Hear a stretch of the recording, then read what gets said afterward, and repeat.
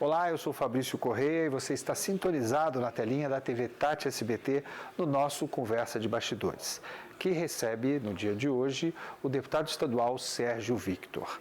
Sérgio Luiz Victor Júnior é natural de Tremembé, estância turística localizada aqui na nossa RM Vale, casado, pai de 2 filhos, tem 35 anos, formado em Economia e Administração de Empresas pela Bellarmine University, nos Estados Unidos, e Master em Marketing pela SPM. Destacou-se como empreendedor e a sua liderança o levou à política. Foi eleito deputado pelo Partido Novo em 2018, disputou a reeleição esse ano, ampliando sua votação em mais de 40%, atingindo quase 42 mil votos, mas obteve apenas a primeira suplência para a legislatura que se inicia agora no dia 15 de março de 2023.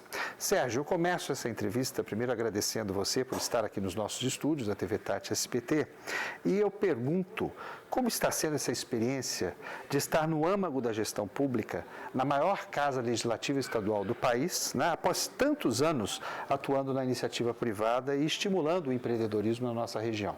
Legal, Fabrício, obrigado pelo convite. Olha, eu fiquei muito animado ao longo do mandato, né, porque as decisões que eu tomei ao longo da vida, tanto na universidade, o curso que eu queria fazer, os projetos sociais, depois empreendendo com educação, tanto profissionalizante quanto de ensino à distância, foi me dando um entendimento do que a gente precisa para ter um Brasil melhor. Então, quando eu cheguei na Assembleia Legislativa, eu senti que eu conhecia ou sabia algumas ferramentas que eu podia trabalhar para potencializar essa melhoria, né? Então, por isso que eu dediquei grande parte do meu mandato para trabalhar com educação, com inovação, com tecnologia e com desburocratização, né? Essa palavra é difícil, mas que significa simplificar a vida de quem quer trabalhar. E obtive certo sucesso, mas com a certeza de que ainda tem muita coisa para fazer, muita coisa muito desafio para ser encarado, para a gente ter um país de primeiro mundo, né? Então, foi uma experiência incrível porque eu consegui ver de dentro da onde as decisões são tomadas e, de alguma maneira, influenciar para o lado que eu acreditava. Então... Ô Sérgio, e falando da Assembleia Legislativa, uma das premissas mais difundidas é que a população, em tese, não consegue ter acesso aos acordos que são desenvolvidos entre as lideranças partidárias que atuam na Assembleia Legislativa do Estado, assim como na Câmara Federal e nas demais casas legislativas, né? E que essas votações são sempre direcionadas para interesses que muitas vezes são contrários ao interesse público, mas estão ali, de uma certa forma, já acertadas entre as lideranças. Como é que faz para se dar mais transparência ao processo?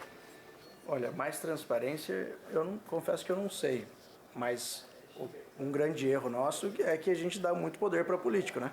Então, quantas vezes, e todo final de legislatura é a mesma coisa, está acontecendo em Brasília agora, aconteceu na Assembleia essa semana, você vê algumas votações de final de ano, né? De final de feira, que aumentam salários de diversas categorias que já têm um salário muito acima da média e acima né, que já está no topo 1% da população, enquanto a gente não consegue fazer algumas reformas estruturais básicas que vai ajudar as pessoas que mais precisam. Então, de novo, transparência eu não sei porque o processo é razoavelmente transparente. Talvez menos autonomia para as lideranças partidárias, para a própria mesa diretora da Assembleia? Poder. De novo, menos poder para os políticos. A gente vota tantos projetos, eu não acho que faz sentido você votar aumento do seu próprio salário, por exemplo. Então, às vezes, o projeto entra no regime de urgência de uma hora para outra. Ninguém nem vê e ele já está em votação. Nem tempo de ler. Obviamente que a gente tem a equipe, mas tem alguns casos, a equipe especializada e técnica, né? Mas tem alguns casos, como esse exemplo que eu dei, que nenhuma equipe perfeita conseguiria ler. Em tão pouco tempo. Né? Um assunto tão complexo que, né, pode ter várias interpretações. Você tem que fazer uma pesquisa da legislação atual, avaliar prós e contras. Então tem algumas alterações que não faz sentido ir a toque de caixa, e esses são os grandes problemas. De novo, por que a gente dá tanto poder para político?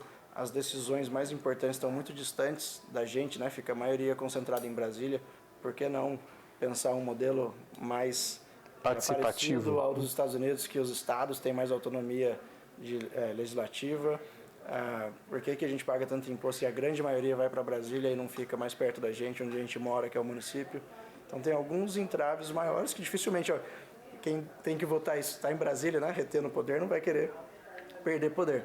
Mas eu acho que esses essas pequenas mudanças poderiam aproximar mais a população, poderia trazer mais interesse para as pessoas participarem de uma audiência pública ou de uma sessão parlamentar, tanto da Assembleia quanto da Câmara Municipal. Ô Sérgio, seu mandato apresentou diversas inovações, como o orçamento participativo por meio de projetos que foram encaminhados pelo poder público e organizações sociais ao seu gabinete, o estímulo ao turismo, né, como ferramenta do desenvolvimento econômico e social aqui da região, a diminuição dos gastos administrativos da estrutura do deputado, no caso você abriu mão de parte dessa estrutura, né? Além da sua consciência tranquila, o que fica de legado para a população desse mandato que você conclui dia 15 de março?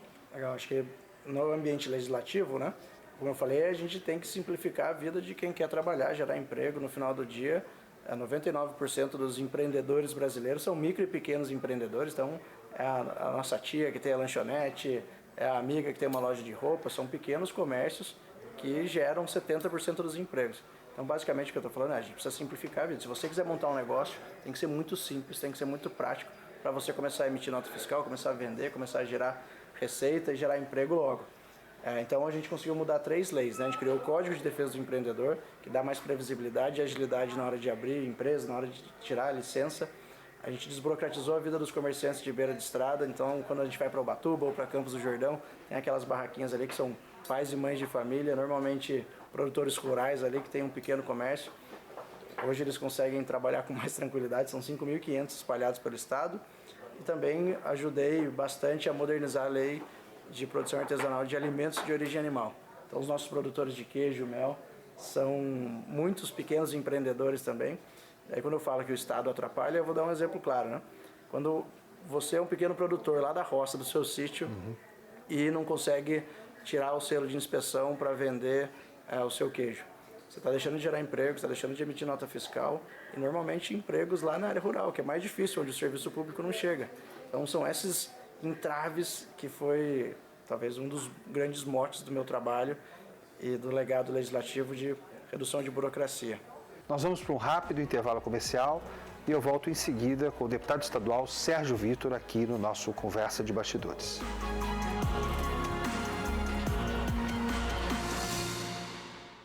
Os suplementos vitamínicos Suprimed Nutrition contam com a melhor absorção e fórmulas exclusivas, ideal para pacientes bariátricos e doenças inflamatórias intestinais. Auxilia na melhora dos processos inflamatórios, imunidade, queda de cabelo, disposição e muito mais. Conheça a linha Suprimed Nutrition, composta pelo polivitamínico mais completo do mercado, o Bariatric Fusion, o único ômega 3 com óleo de semente de abóbora e a vitamina Easy B12, o jeito fácil de suplementar.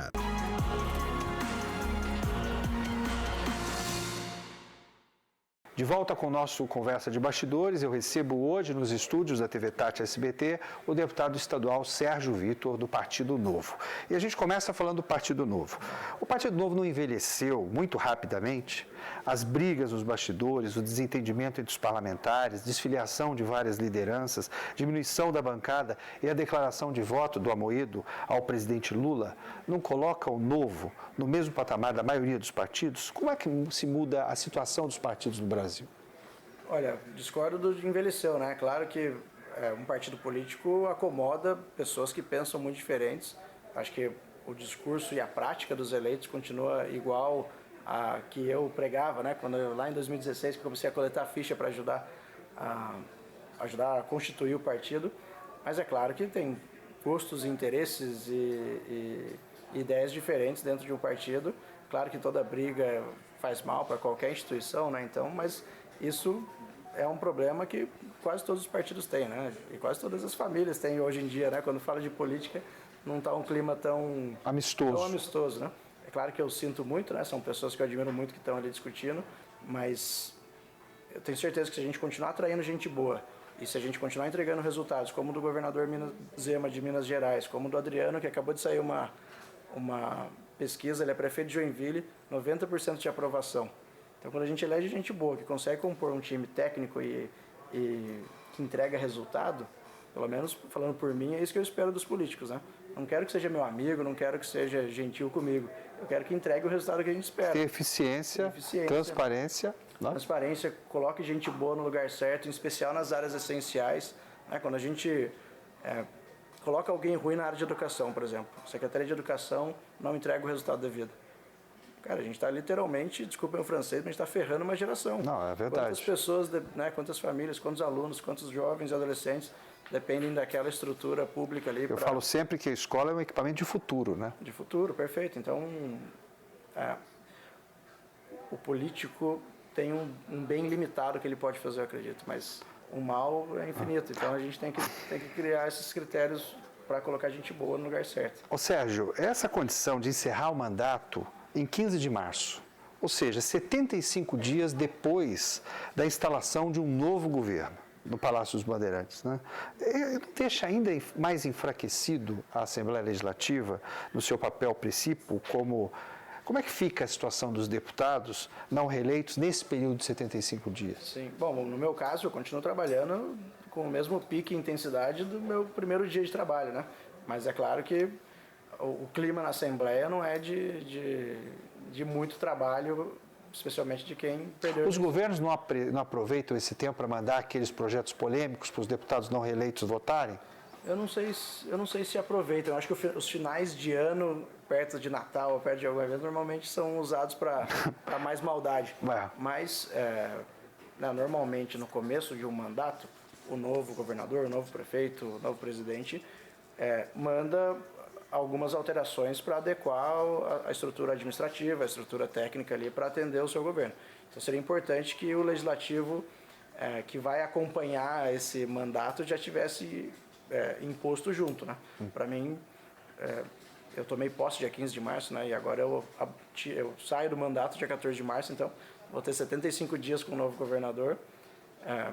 Acredito que seria melhor para o contribuinte que tivesse já os novos eleitos. E como é que você avalia, o que você espera do governo, como é que você avalia, não, o que você espera do governo que está começando agora, do governador Tarcísio de Freitas e do Felício Ramute?